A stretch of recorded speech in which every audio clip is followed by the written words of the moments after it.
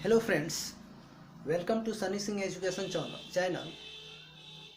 आज आपको जोड़ रहे हैं कोऑर्डिनेट ज्योमेट्री से, और कोऑर्डिनेट ज्योमेट्री में सेक्शन फार्मूला यानी विभाजन सूत्र से आपको जोड़ रहे हैं। आपको बड़ा ही मजा आएगा, ऐसे आपने कभी भी पढ़ा नहीं होगा जैसे हम आपको आज बताने वाले हैं। आज जो आप पढ़िएगा वो सबसे बेटर रहेगा, सबसे बेस्ट रहेगा। सबसे पहले हम इस चैप्टर को स्टार्ट करने से पहले उसके फार्मूला को देखते हैं कि वास्तव में उसका फार्मूला कैसे बनता है, यानी फार्मूला बनाने के लिए हमको क्या करना पड़ेगा। तो सबसे पहले हम लोग फार्मूला की तरफ बढ़ते हैं, फार्मूला को प्रूव करके चलते हैं कि कैसे फार्मूला प्रूव करेंगे। सेक्शन फार्मूला को प्रूव करके ट्राई करते हैं कि वास्तव में सेक्शन फार्मूला कैसे प्रूफ होगा। तो दोस्तों, ज़्यादा समय नहीं, बहुत कम समय आपको देना पड़ेगा, और इसी समय मैं आपको सेक्शन फार्मूला यानी विभाजन सूत्र को आपके सामने ला रहा हूँ। आपको लगेगा कि वास्तव में ये जो चैप्टर है बड़ा ही इंटरेस्टेड चैप्टर है और बड़ा ही आसान है। मैं एक ऐसे ट्रिक के साथ आ रहा हूँ आपके साथ कि उस ट्रिक को पढ़ने के बाद आपके अंदर इतना इंटरेस्ट बढ़ जाएगा कि आप बोलिएगा कि मैं तो लगातार मैं कोऑर्डिनेट ज्योमेट्री ही पढ़ना चाहता हूँ। तो उसको देखने के लिए हम सबसे पहले क्या करेंगे कि एक एरो खींच लेते हैं। एक लाइन है जिसको डिनोट करते हैं ए और बी से। ओके, मान लीजिए हमारा क्वेश्चन इसको x1 और y1 मान लेते हैं, और ये x2 और y2 है। ओके, तो ये x1 y1 x2 y2 है। हमको क्या करना है कि इस रेखाखंड को, इस भुजा को हमको क्या करना है, 2:1 में डिवाइड कर देना है, बांट देना है। तो ऐसे कर सकते हैं, ठीक है ना। तो 2:1 में डिवाइड करने के बाद जो पॉइंट है, उस मान लीजिए पॉइंट सी आ रहा है, उसको हम निकालना है। इसका मतलब ये है कि 2:1 के अंदर डिवाइड करना है। ओके, ऐसे हमको डिवाइड करना है। तो क्या करेंगे, ऐसे। ओके, मे भी हो सकता है कि आपके दिमाग में नहीं यम और एन में डिवाइड करना चाहते हैं, तो कैसे करेंगे। रेशियो अगर ऐसे ना दे, यहाँ पे यम दे दे और यहाँ पे एन दे दे, कैसे आप विभाजन सूत्र बनाइएगा, समझिए। देखिएगा, सबसे पहले आपको देखना चाहिए आपका रिलेशनशिप नज़दीक का ज़्यादा चलता है या दूर का। तो जो दूर का रिलेशन होता है ना, वहाँ पे कभी कभार हम लोग जाते हैं, जिसके चलते वहाँ से जो कॉम्बिनेशन होता है हम लोगों के बीच का, जो रिलेशनशिप होता है बड़ा ही बेटर चलता है, लॉन्ग लाइफ रहता है। लेकिन जो नज़दीक का होता है, हर बात में बार बार जाते हैं, हर चीज़ में जाते हैं, वहाँ से रिलेशनशिप जल्द ही टूट जाता है।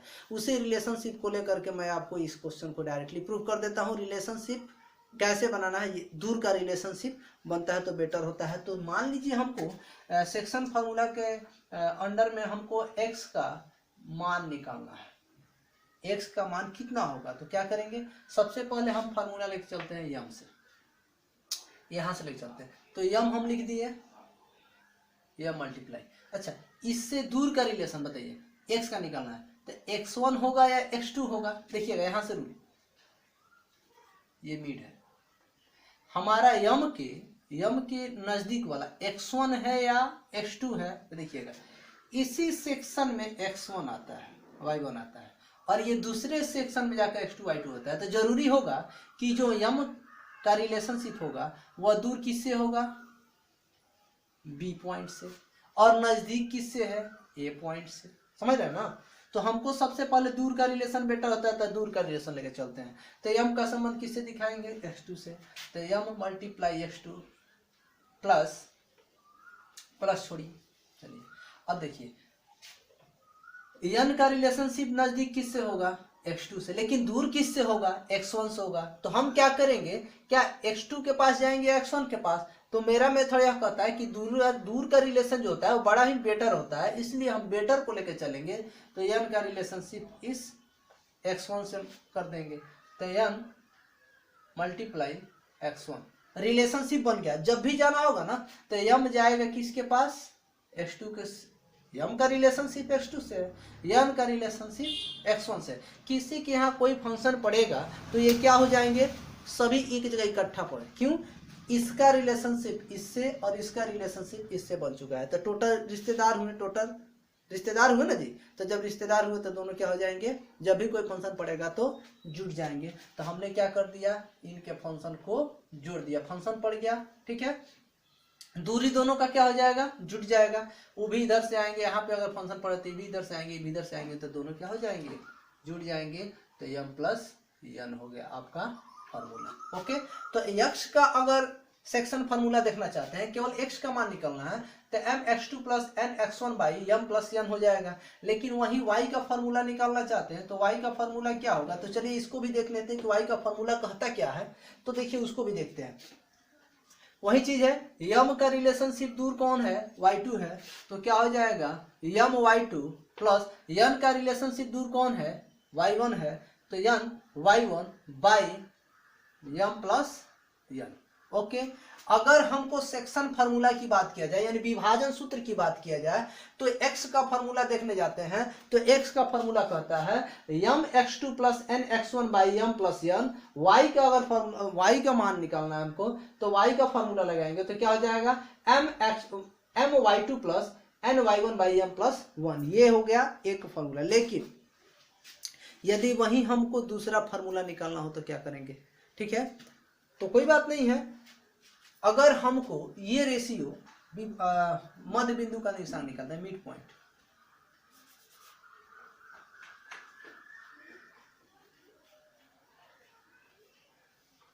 मिड पॉइंट हमको निकालना है, इसका मतलब क्या है, थोड़ा सा इसको ध्यान से देखते हैं कैसे बनेगा।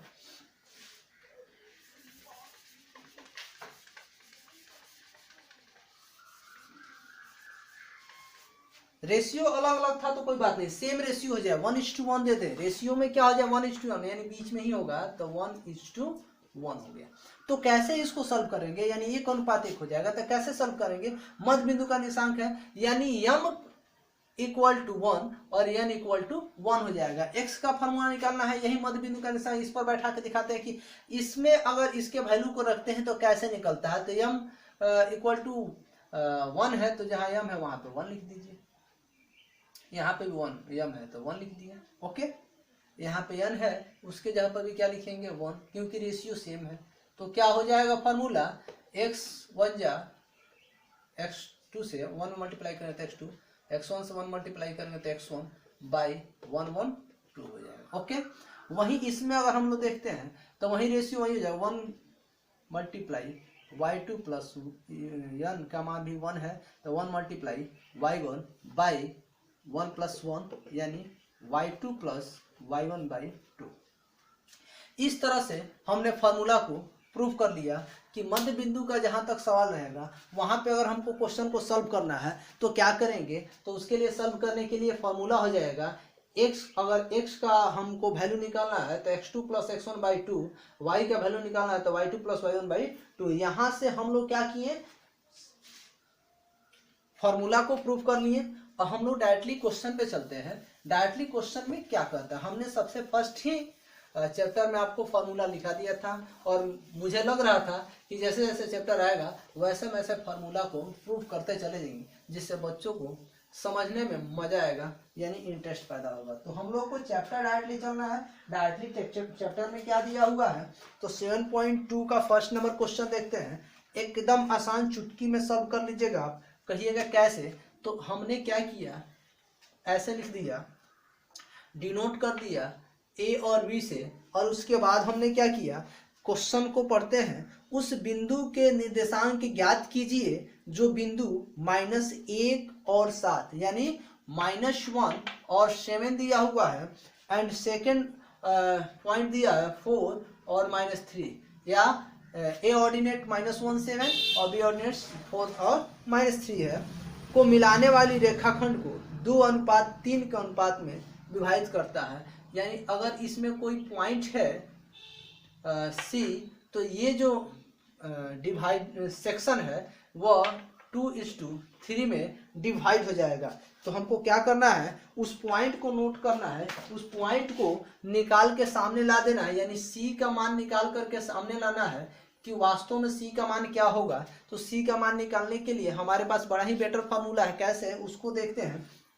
हमारे पास क्या है, इसको देख लेते हैं हम लोग। तो यहाँ पे हम लोग x1 y1 लिखे थे, तो एक a है, a का -1 और 7 है, it means x1 equal to -1 और y1 इक्वल टू 7 हो जाएगा। अगर b की बात किया जाए तो b का मैं एक्सप्लेन अप कर दे रहा हूँ, आपको दिक्कत नहीं होनी चाहिए, ठीक है। तो b इक्वल टू 4 और -3 है, इसमें x1 का जो मान होगा वह 4 और सॉरी x2 हो गया और y2 इक्वल टू -3 होगा। ओके, यहाँ पे x1 y1 x2 y2 directly आप बना सकते हैं, लेकिन ये बेटर फील रहेगा आपको। रेशियो दिया है m/n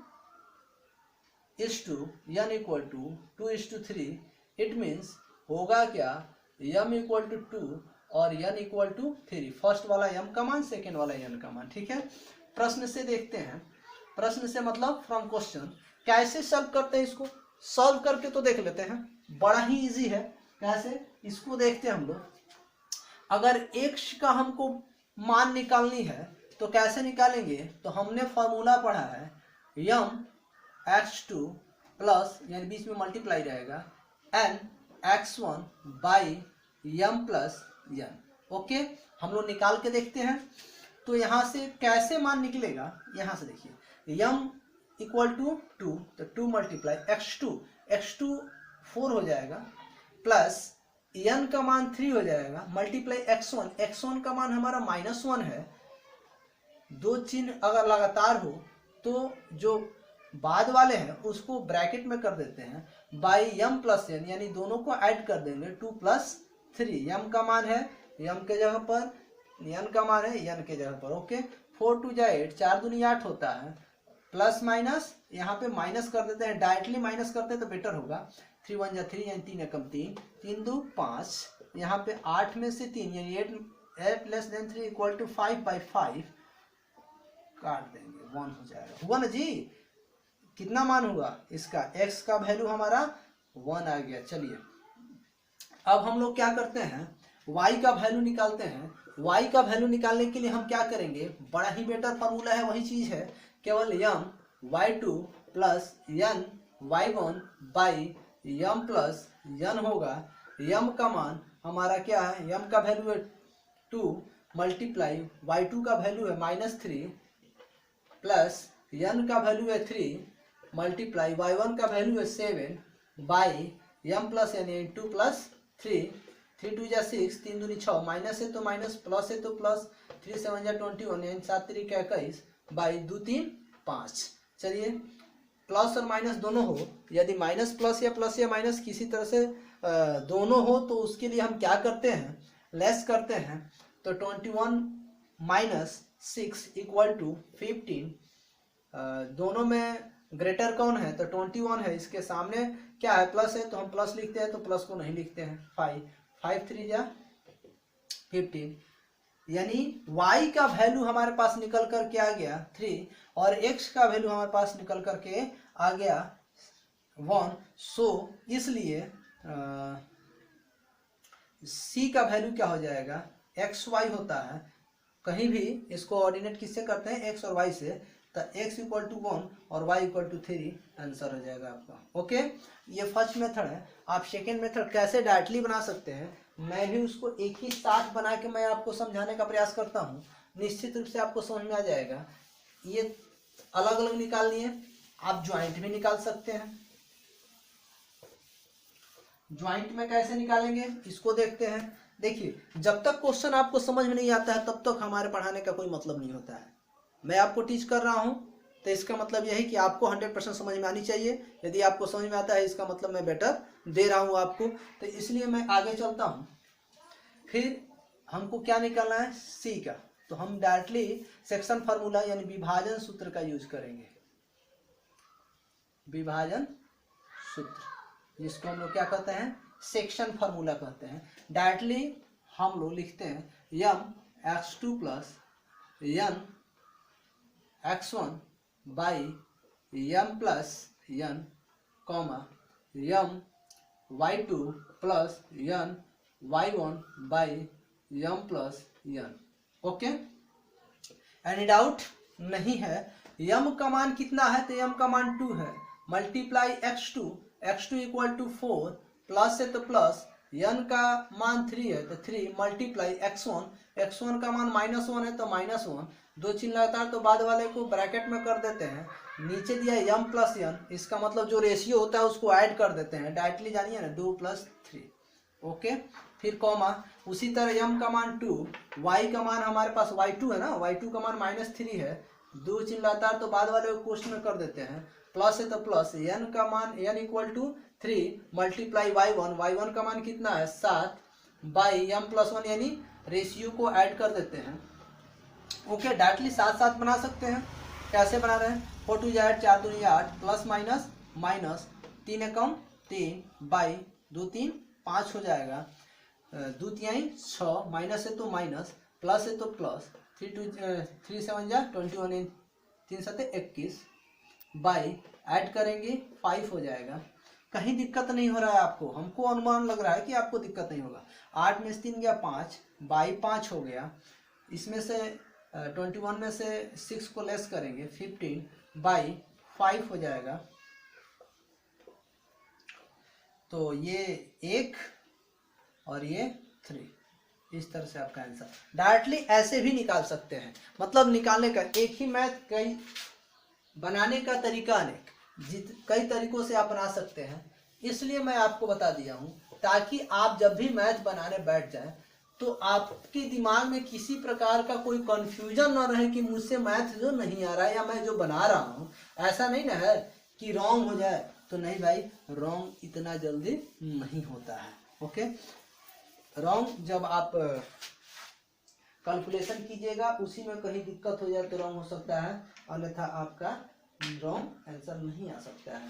चलिए सेकेंड नंबर क्वेश्चन को देखते हैं। सेकेंड नंबर क्वेश्चन क्या कह रहा है, क्वेश्चन नंबर सेकेंड, बिंदु 4 -1 -2 3 को जोड़ने वाले रेखाखंड को सम त्रिभाजित करने वाले बिंदुओं के निशान जाती है, सम त्रिभाजित करने वाले। ओके, तो मैं डायरेक्टली आपको बना सकता हूँ। यहाँ से देखिएगा, यहाँ से हमने एक सेगमेंट ले लिया A B, A equal to, A coordinate है 4 -1 और बी का है -2 और -3। ओके, इसको सम त्रिभाजित यानी समान रूप से 3 इक्वल पार्ट में डिवाइड करना है। तो सबसे पहले हम इक्वल पार्ट इसको ले सकते हैं। ओके, फिर इन दोनों को डिवाइड करेंगे इक्वल इक्वल में, फिर इन दोनों को डिवाइड करेंगे इक्वल इक्वल में, 1 2 3 4, ये तो 4 पार्ट हो गया, तो 4 पार्ट से भी निकाल सकते। लेकिन यहाँ पे करते हैं 3 यानी 3 भाग में, इसको क्या करना है, ऐसे बच्चे करते हैं 3 बार डाल देंगे डिवाइड हो जाएगा 4 पार्ट्स में, तब तो गलत हो जाएगा। तो हम क्या करें 3 पार्ट्स में, इसको टोटल को 3 पार्ट्स में, तो 1 2। अब देखिए यहाँ पे मैंने क्या किया, 2 जगह इंडिकेट किया, जैसे सी और डी लिया, तो यहाँ से हम एक part, second part, third part, 3 part हुआ ना जी। तो यहाँ पे देखिएगा जितना पार्ट में डिवाइड करने के लिए कहता है उससे 1 कॉमा कम लेते हैं। जितना पार्ट में 5 सम त्रिभाजित तो 4 कॉमा 4 लेंगे पॉइंट्स। अगर 10 पूछता है 9 लेंगे। जितना पॉइंट पूछ दे, जितना भाग में बांटना है उससे 1 पॉइंट कम लेंगे। यहाँ पे 2 पॉइंट हमने लिया है, उसी तरह 1 पॉइंट कम लेंगे, अपने आप क्वेश्चन सॉल्व। अब हमको क्या करना है, सी का निकालना है। तो सी के लिए सबसे पहले रेशियो निकालेंगे। सी के लिए m/n इक्वल टू कितना होगा, तो यहाँ पे सी पॉइंट के बाद आते हैं तो कितना सेगमेंट पहले है, माने कितना रेखा है, कितना खंड पहले है, 1, तो 1 पार्ट है तो 1/2, और आफ्टर दैट कितने पार्ट्स हैं, तो 1 पार्ट ये और 1 पार्ट ये, कितना हो जाएगा 2 पार्ट, ये 2 पार्ट में। ठीक है, इसका मतलब ये है कि m = 1 और n = 2। ओके ओके, अब हम a को लेते हैं, फिर b को लेते हैं। a ऑर्डिनेट 4 -1, e का ऑर्डिनेट जो है 4 और -1 है, और b का -2 और -3 है। यही क्वेश्चन है हमारा, -2 और -3। कैसे सॉल्व करेंगे, तो x1 = 4, y1 = -1, इसमें x2 = -2 और y2 = -3 है। ओके, हम कैसे सॉल्व करेंगे, तो सेक्शन फार्मूला का यूज करेंगे। सेक्शन फार्मूला का यूज करने के बाद इसको बड़ा आसानी से ही सॉल्व कर सकते हैं। तो कैसे सॉल्व करेंगे तो वो देख लेते हैं हम लोग। ओके, तो सी का निर्देशांक डायरेक्टली मैं लिख दे रहा हूं,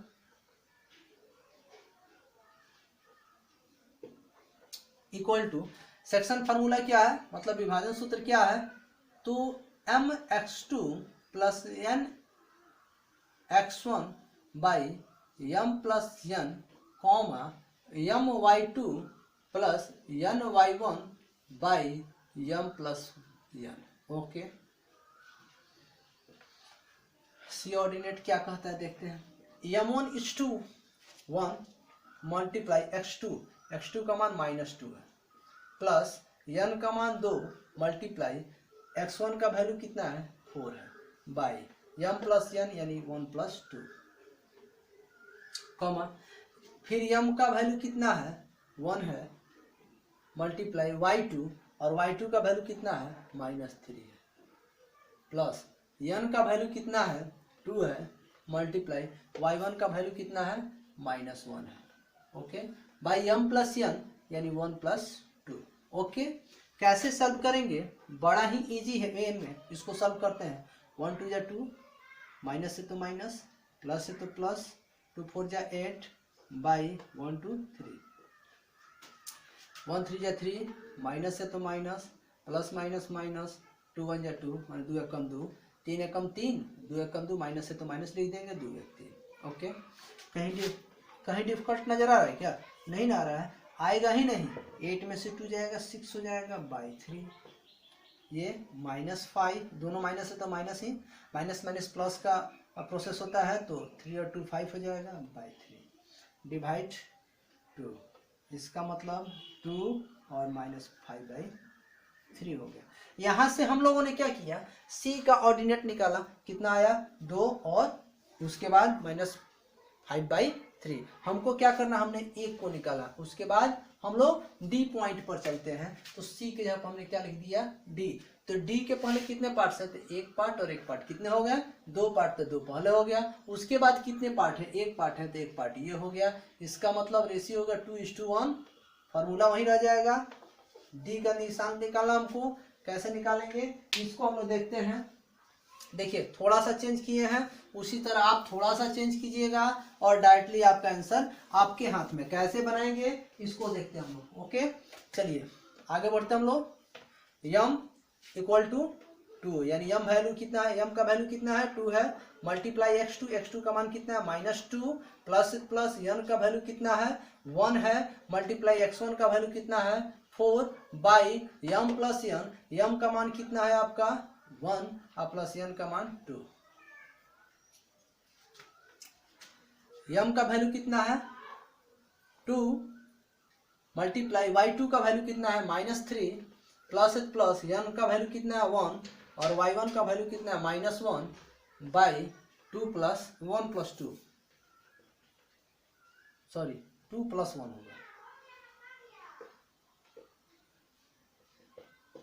ओके, अब हम लोग कैसे सॉल्व करेंगे, 2 2 जा 4, 2 दूनी 4, माइनस तो माइनस, प्लस प्लस, 4 1 जा 4 बाई 2 और 3 को ऐड करेंगे तो 3 हो जाएगा, 2 1 और ऐड करेंगे तो 2 और 1 इक्वल टू 3, 3 2 जा 6, माइनस तो माइनस, प्लस माइनस माइनस, 1 1 जा 1, 2 और 1 में ऐड करेंगे तो कितना आ जाएगा 3। ओके, कैसे होगा अब आगे देखते हैं। 4 यहाँ पे +4 है -4 है, तो 4 - 4 इक्वल टू 0 बाई 3, दोनों माइनस है तो -7/3। आंसर क्या हो जाएगा, 0 में किसी भी नंबर से डिवाइड करते हैं, किसी भी संख्या से भाग करते हैं तो 0 ही होता है, -7/3। देखिए कहीं दिक्कत है क्या आपको, नहीं है, आप इसी तरह हमसे जुड़े रहिए, एकदम नॉर्मल वे में हम लोग मैथ पढ़ाएंगे। कैसे, ओनली पर गिनते हैं 1 2 3 4 5, उसी तरह मैं आपके सभी मैथ को बड़ी आसानी से सॉल्व कर दूंगा। आपको निश्चिंत रहना है, कभी भी एग्जाम हो कोई फर्क पड़ने वाला नहीं है, हमेशा आपके साथ सनी सिंह है और रहेगा, आपको किसी प्रकार का कोई प्रॉब्लम नहीं होगा मैथ में तो खासकर। तो इसलिए आप शेयर कीजिए, सब्सक्राइब कीजिए, बेल आइकन को प्रेस कीजिए, जिससे मेरा हौसला बढ़ेगा और मैं आपके साथ हमेशा रहने के लिए तैयार हूँ। बहुत बहुत धन्यवाद हमसे जुड़ने के लिए।